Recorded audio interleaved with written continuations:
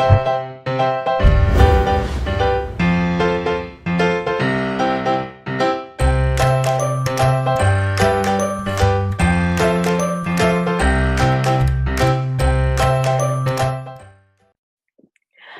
everyone, and welcome to another episode of The Family Couch.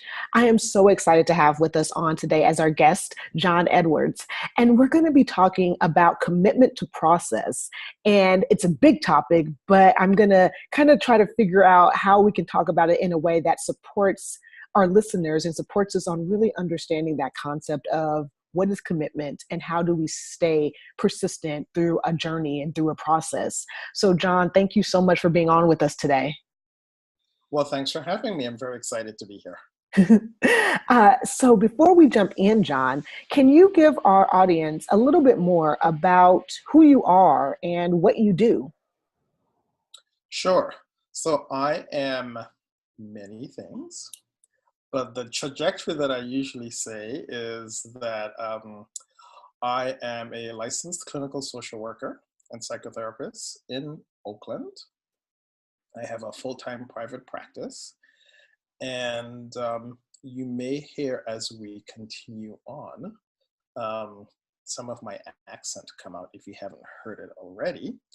And so I'm originally from Guyana, South America, and I say Guyana, South America because lots of people think, oh, Ghana, and then I usually say, nope, wrong continent.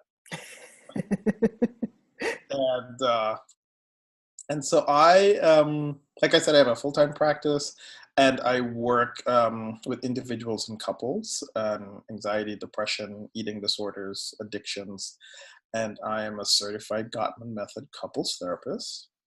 And my newest found love is brain spotting, which is a treatment process for folks that have trauma, that have difficulty accessing and talking about their trauma or don't want to talk about it. So it really helps, because some people don't want to talk about it. Some people can't talk about it because it's so horrific, and brain spotting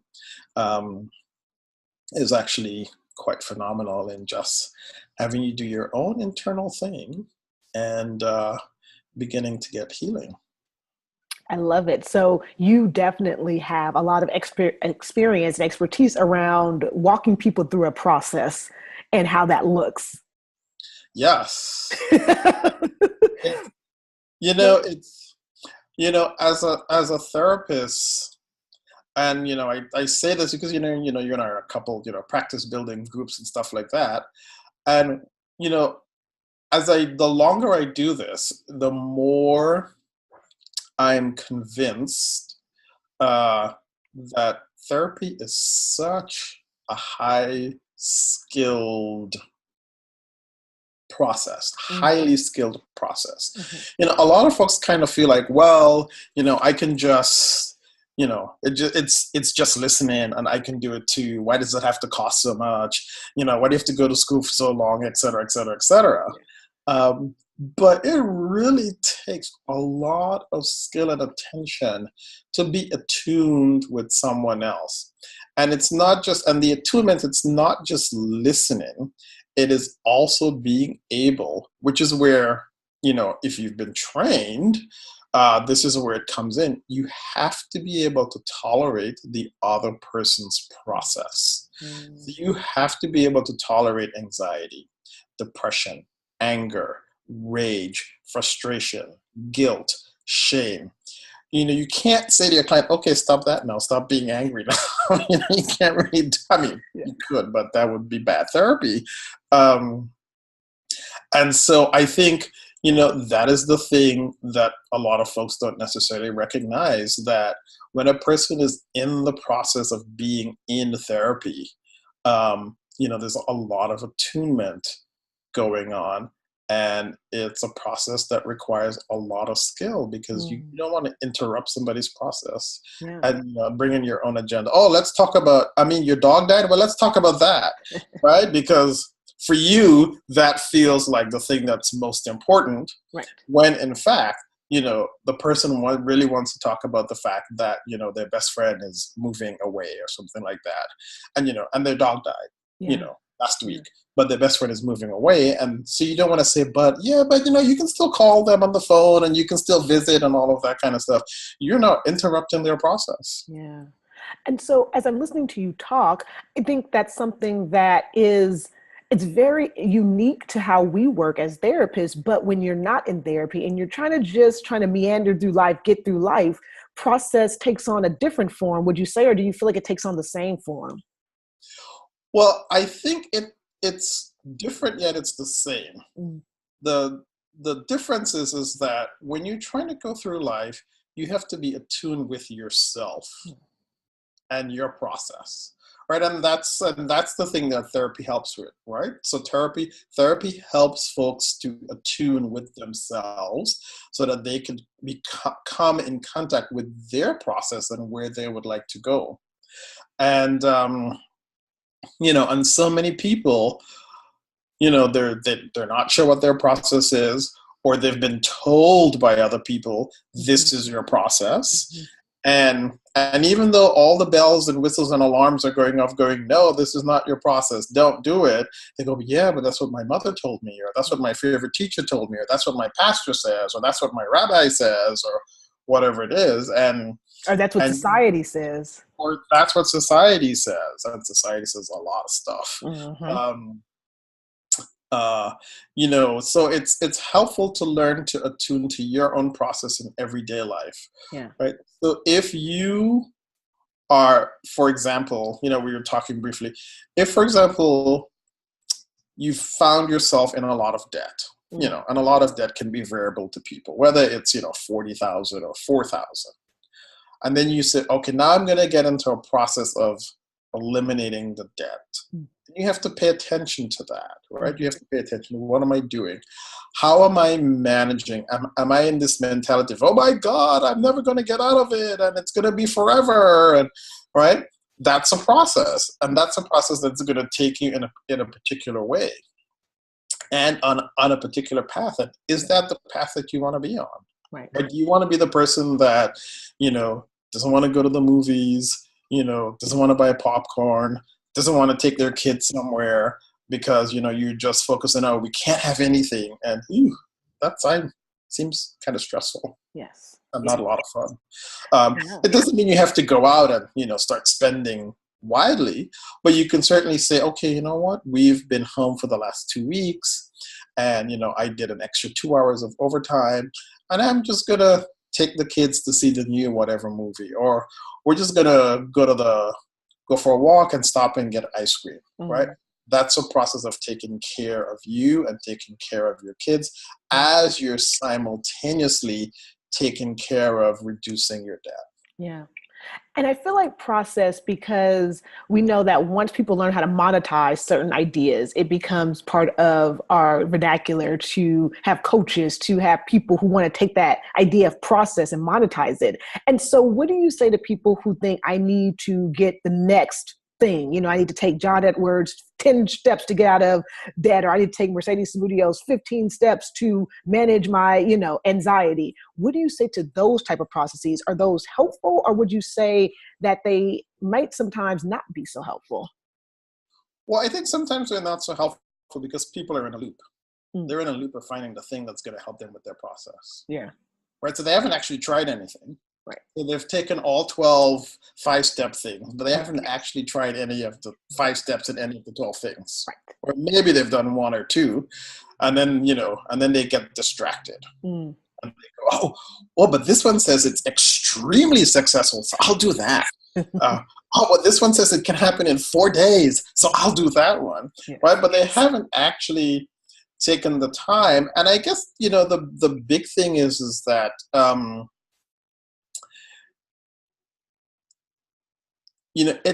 sometimes it takes a lot of repetition. None of us actually rolled out, came out of the vagina walking. None of us, Right. right? We all just came out and we laid on our back, we laid on our stomach, and then we held our heads up, right?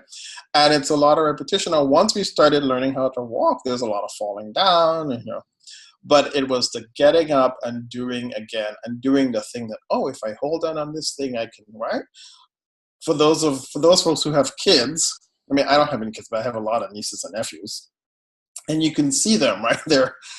As soon as they figure out, ooh, I can actually pull myself up here and I can get from point A to point B, then they're doing it all the time. And then you have to watch them like a hawk, right? Because all they have to do is do it once. And it's like, bam. Oh, okay. If I go over here, I can pull this thing down and then I can get all the stuff to play with. Yes. And what do? They go over there and they pull the thing down and they can get all the stuff to play with. You don't have to tell them 4 times because they know if they do it over and over, they'll get the same reward. But it's the repetition, and somehow that gets changed when we become adults, or we get into process patterns that aren't helpful, right? And so some of that has to do with not so pleasant, negative, or traumatic experiences where our own processes can get kind of screwed up. And so we go offline and we don't necessarily recognize that we're offline, right? So you're dating the same type of person over and over again. And you go, oh, why can't I find anybody? Well, because you're probably in a process that's not helpful. And so the first thing to do is to go, is this process helpful for me? Yeah. Wow, actually, it is not helpful because I'm ending up with the same thing. So what typically people tend to do is then they say, oh, well, then there must be something wrong with me. And not necessarily. It's like your process, right? Are you in a space where you can actually hear your voice going, no, actually, she's just like the last person? Or he is just like the last person? And to pay attention to that and then try to do something different. Whether it's, actually, I'm not going to go out on a third date with you like next week, but I'm going to wait 2 weeks and see what happens, right? It's just some simple things like that. It doesn't necessarily have to be something huge. You can just be like, all right, so we went out Friday night, and then we went out the following Thursday night, and now I'm just going to give it 2 weeks. Yeah. And wait and see what happens. Yeah. And then, usually you discover something like, yeah, they were actually talking a lot about borrowing money from this person and borrowing money from that person, and and the cable bill almost got cut off. And then you started going, what do I normally do? Oh yeah, I then start to go, well, here, let me help you get your life together. And then next thing you know, you've loaned them $700 and they haven't paid you back, right? So that's a pattern and a process that you're in. And to shift that process is to be able to recognize, oh, this is what's going on, and just try to do something different. It doesn't really have to be something huge. And, as you were talking, I couldn't help but get back to our overarching topic, which is this commitment to our process. And how does that factor into us making that change? Because like you said, I love the analogy of the babies. When they do something once or twice, usually they're like, oh, I got it. And I think sometimes when we get older, we feel like that's how life is supposed to be still, that the first time I go for something, I got it. And if I don't, like you said, there's something wrong with me. I get shiny object syndrome where I'm looking to this and looking to this. And so what does it really look like to be committed to a process? And then even more so, what does it look like to realize that this process is no longer working and I need to recommit somewhere else? Yeah, so I think, if we go back to the baby analogy, when the baby is first doing it, it's really, if you observe them, if you observe little, 1-year-olds and stuff, it's really an exploration. They have no idea, they're like, ooh, that looks interesting. Let me go see what's in there, right? So it's an exploration. And then they find something, they go, oh my gosh, this is great. If they don't find anything interesting, they just move on. I think what we tend to do as adults, we explore, we pull down the box has nothing in it, and we go, well, why isn't there anything in the box? Yeah. Can somebody come put something in this box, please? Because I'm here with this box, and this box should have something, because after all, it says Legos on the outside. Right. And there are no Legos inside. Right. Right? And that's what we do. So then we stick with the box and we stick with and we're like trying to make something out of nothing.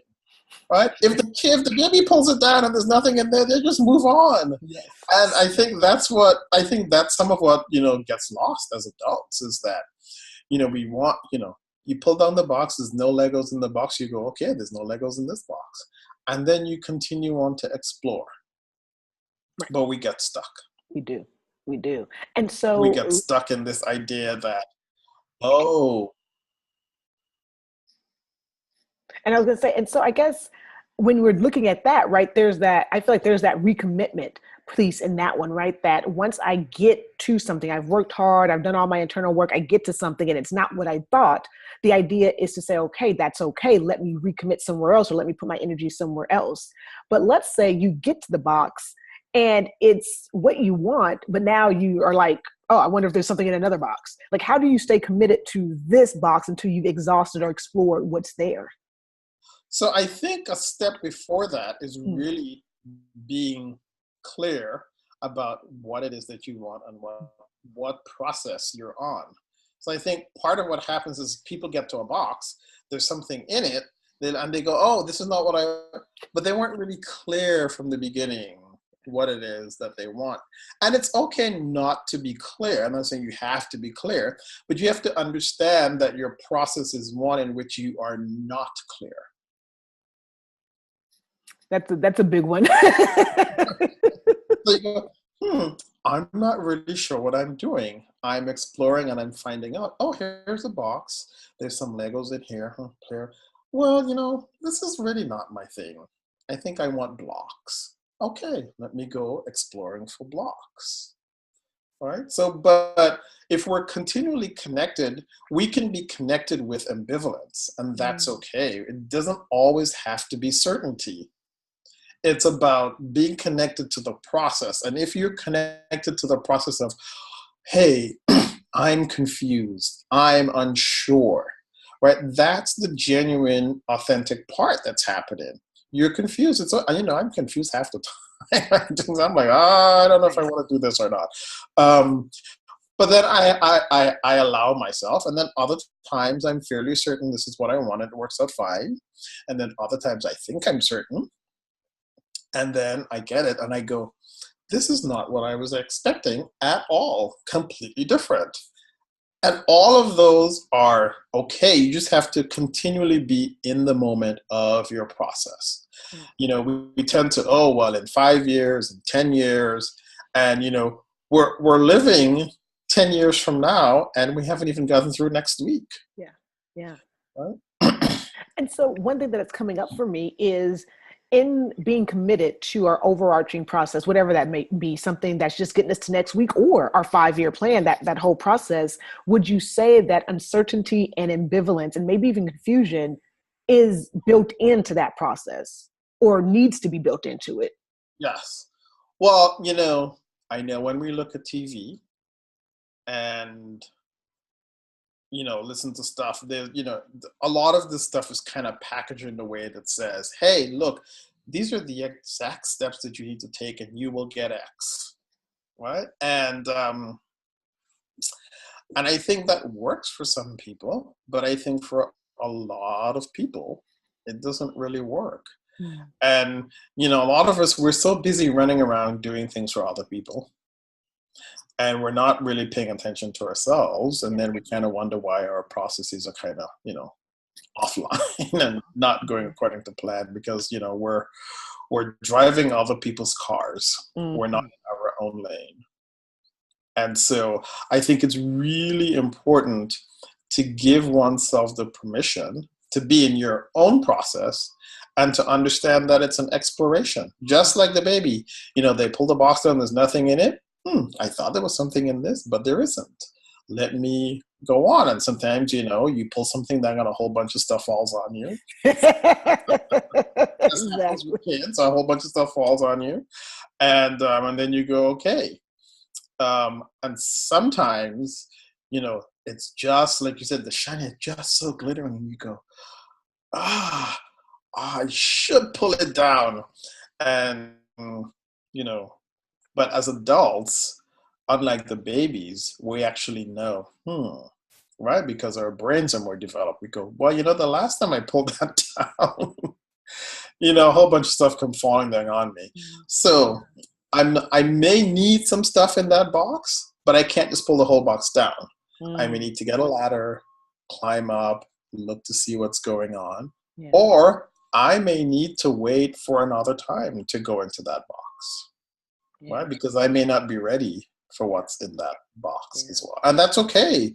Sometimes we think, if we think we're ready to get married, or we think we're ready to have a kid, and then as we start to go through the process, you go, ooh, it's not feeling that great. And it's okay to go, you know what, it's not feeling that great, and so we should hold off. Yeah.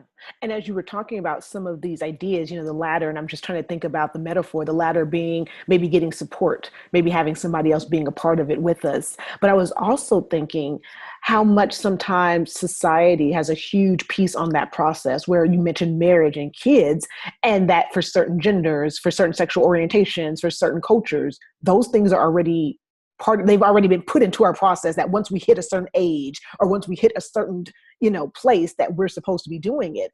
And so how do you manage that when you live in a culture that says by this age you should be married, by this age you should have a kid, and if you haven't, something might be off with you? How do we manage those type of processes?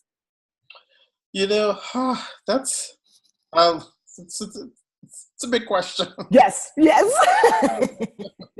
But I would say that, you know, for most of us, we can sort of function within our culture reasonably well, right? So if you're, if you're Muslim, you want to marry another Muslim, you can sort of do that. If your parents are going to arrange your marriage or whatever it is, most of us can be like, I want somebody that has XYZ qualities, right? So it's shifted, right? It's not like, here's the person you married, too bad. There's a way to sort of do that. And I think over time, some of that has shifted. I think the challenge comes in when we feel like we are unable to say what we would like to bring in as part of our process, right? Mm. So we're unable to say, hey, I really want someone, and I have no idea why I'm talking about arranged marriages, but anyway. But if you say, hey, if you can arrange someone for me, I really want someone that has a great sense of humor, for example, right? Because you guys know me, you guys, I know, I like to kid around, and right? So that's a way to bring that in. And, you can say to your parents, hey, somebody that has a sense of humor. Since the vast majority of the vast majority of parents want the best for their kids, it's, in my estimation anyway, it's unlikely the parents are going to be like, forget that, we're going to go with X, right? They're going to try to fold that in somehow. Yeah. They may not necessarily hit it right on target, but they're going to try to fold it in somehow. And go ahead. And I was going to say, I think as I'm listening to you talk, I think the idea then becomes that when we're thinking about, okay, how do I manage my societal expectations and processes with what I really want, it comes down to knowing what I want and asking for it. Would you say that that's part of that kind of commitment, is saying, I know kind of what I want, and to actually say, can I have? Yes. Can we do?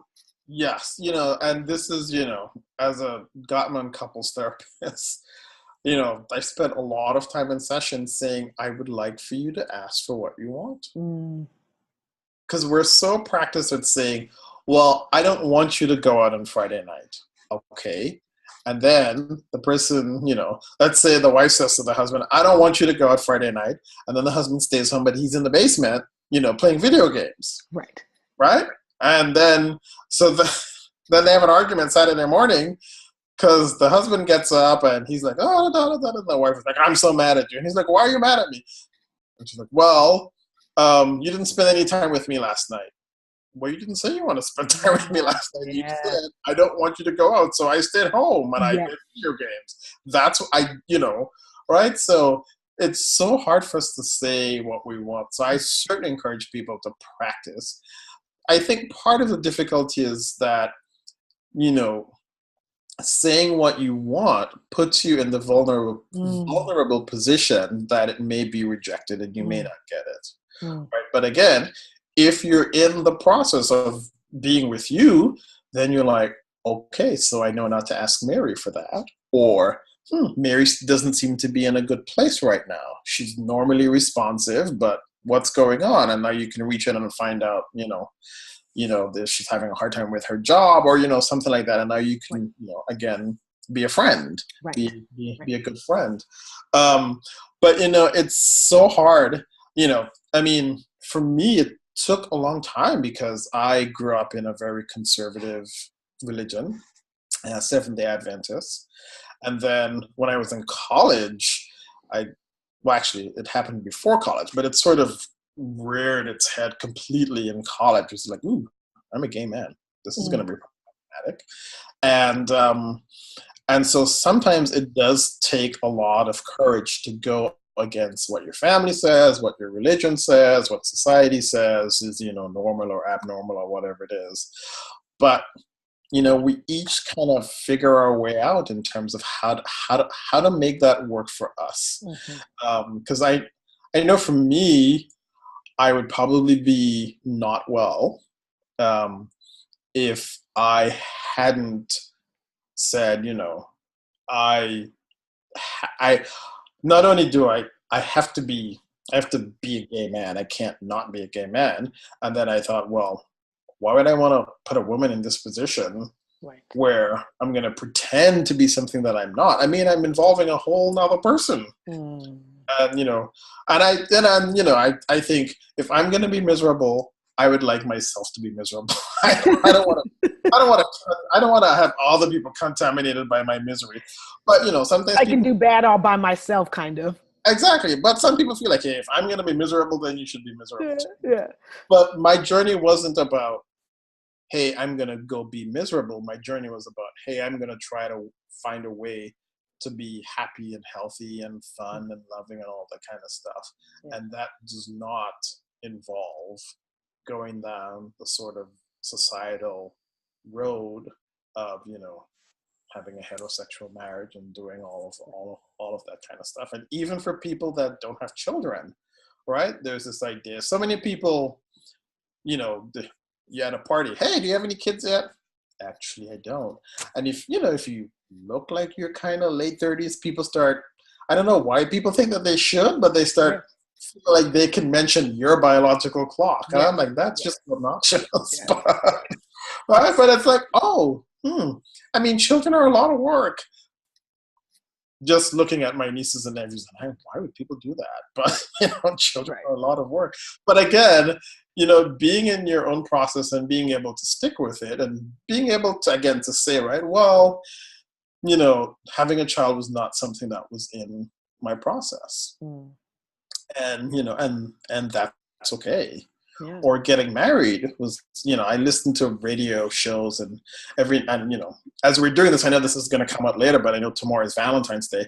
And, all the shows are like, well, what is your man going to do? What is your woman going to do? And they say, oh, they're going to do this. I'm like, why? What's with all the pressure? Why can't you just enjoy each other? I mean, you can do something nice, but why can't you just like say, hey, this is my person, or we're just going to go for a walk? Right. Why do we have to engage in a whole completely process? And I think that that's not genuine for us. Yeah, no, I feel like these last few processes that you talked about are so huge because it's about staying committed. And I think what I'm hearing from you is staying committed to your truth, staying committed to your authentic process, that it's very easy to get pulled here and pulled there and told to jump and told to sit, but to stay and say, this is my process. I am in the process of becoming who I truly am. I am in the process of asking for what I truly need. I feel like that kind of is the key to staying committed, if that makes sense, to an overarching process. Yes, and there's some very simple words that folks can use to do that. So, somebody can say, would you like to do that? All you have to do, you can take a moment and you can say, I'm not sure that I would like to do that at this time. That's it. I love or that. you can say, hey, thanks very much for offering. Thanks very much. So you want to acknowledge if somebody says, hey, do you want to go to a movie? And you're not really into it. Hey, thanks very much for inviting me to a movie. But, I think tonight I'm just going to stay home and do laundry. Yes. Yes. Yes. right? And you stay, especially if you're tired and you've had a long week and that kind of stuff. It's very hard. You're right. We get pulled. We get pulled by the shiny objects. We get pulled by our desire to please others, to be liked. All of these things. But again, if we're in the process of knowing ourselves, we'll go, oh, I'm doing this because I actually want Jenny to like me. Mm. All right. And so you're going to be like, well, but I really should go to bed. So, hey, it was nice. It was nice having dinner with you guys, but I have to go home because, my bedtime's 10 o'clock. Yeah. And be able to give yourself permission to be you. Because frankly, people are going to say, talk if you don't. They're going to talk if you do. So you may as well do what you feel is good for you. And you may not get it right all the time, but, the idea is just to keep trying to be in tune with you and exploring and moving forward and thinking about, is this helpful for me? Mm. Is this helpful for me? Yeah. Lots of times people say things like, well, is it good or is it bad? I think the good and the bad kind of has, some judgment attached to it, which is, fine. I mean, but I think if we're not sure and we're confused, asking if it's helpful, I think allows the opportunity to sort of explore and then decide because, when I was at my brain spotting training, they were offering chocolate. I don't like chocolate. And so everybody goes, wait, what? And I'm like, I don't like chocolate. And it's okay. But people feel like this need to sort of explore and find out who doesn't like chocolate. Yeah. And I go, I don't. There's one person you met that doesn't like chocolate. I love it. But it's, again, it's this idea of just trying to be okay with you and not passing judgment on yourself. And you're not going to always get it right. And that's okay. And be like, well, I thought this is what I wanted, but it isn't. And now, what do I know now from that experience? Yeah. And, I think that this is definitely one of those topics that we could talk about continuously. We could have like a whole, year-long experience and exploration of what is it to be committed to our processes. But I do want to give you a space to let our audience know more about how they can connect with you, how they can learn more about your work, and kind of just tap into some of the things that you talk about. Well, so truth be told, as we're talking about truth, I have a lot of processes going on right now. So I'm actually trying to, be more in touch with all of my processes. So my practice is in Oakland. I have, my website is westcoastpsychotherapy.com, where people can find information about me, more about me and how I practice. And I do run workshops, Art and Science of Love workshop, and then 7 Principles for Making Marriage Work workshop. The 7 Principles workshop is kind of a light version of the Art and Science of Love workshop. It's only 6 hours. And the Art and Science of Love workshop is 2 days. Mm-hmm. So the light one is for people that are like not really sure, this whole sort of counseling type kind of workshop thing. So, like, I don't know if anybody, so anyway, so that those 2 things are on my workshop on the workshop page. And then I have 2 Facebook groups / pages that I'm in the process of developing further.